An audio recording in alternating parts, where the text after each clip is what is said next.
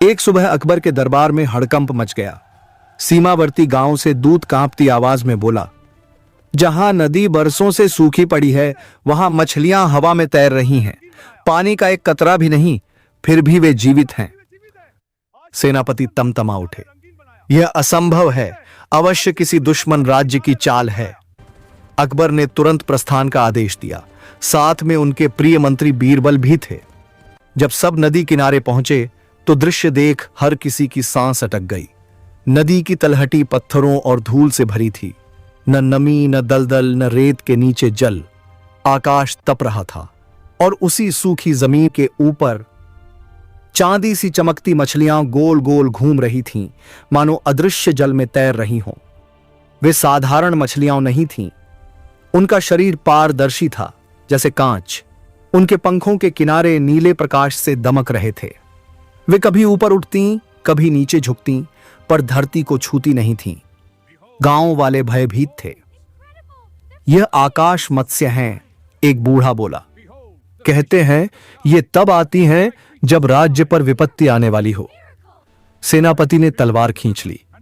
इन दुष्ट जीवों को अब भी समाप्त कर दूं। रुकिए, बीरबल ने शांत स्वर में कहा। उनकी आंखें मछलियों पर नहीं, सूरज की दिशा पर टिकी थीं। उन्होंने चारों ओर ध्यान से देखा।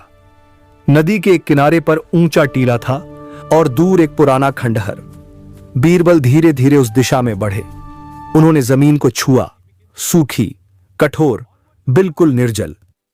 महाराज, बीरबल बोले, यदि पानी नहीं है तो ये तैर कैसे रही हैं? उत्तर जल में नहीं, प्रकाश में छिपा है। अकबर ने भौहें सिकोड़ लीं। प्रकाश? बीरबल टीले पर चढ़ गए। वहां से उन्होंने खंडहर की ओर इशारा किया। सैनिकों को भेजा गया। कुछ ही क्षणों में वे लौटे। हाथों में बड़े बड़े दर्पण और चमकदार शीशे के टुकड़े थे। बीरबल मुस्कुराए। महाराज, ये मछलियां असली हैं, पर नदी में नहीं। इन्हें दूर तालाब से पकड़ा गया है। खंडहर में बड़े कांच के पात्रों में इन्हें रखा गया है। सूरज की किरणें इन दर्पणों से टकराकर यहां प्रतिबिंब बना रही हैं। सबकी आंखें फैल गईं।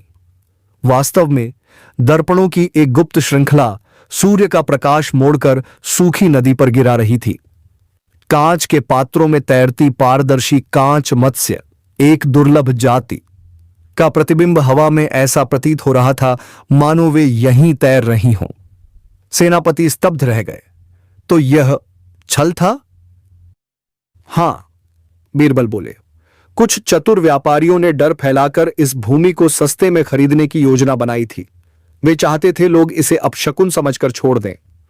अकबर का चेहरा कठोर हो गया। धोखा देकर प्रजा को डराना अपराध है। दोषियों को पकड़ लिया गया। गांव वालों ने राहत की सांस ली। अकबर ने गहरी दृष्टि से बीरबल को देखा। जहां लोग चमत्कार देखते हैं, तुम तर्क देखते हो। जहां भय है, वहां तुम प्रकाश ढूंढ लेते हो। दरबार लौटने पर भव्य सभा बुलाई गई।